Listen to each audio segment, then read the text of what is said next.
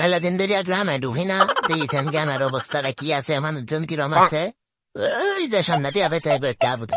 এ বাবুরা শুনে দাও, আরে শুনে দাও, ধরো না, পরিয়ে দেবা। ওমা ওমা ওমা, এখন তো দিয়ে শাশিরাও দুধতেছে। আরে শাশি জঙ্গল মঙ্গল ভাঙ্গে দুধতেছেন কে রে? আমরা আরে কিছু হইতো না, মুরব্বী মুরব্বী।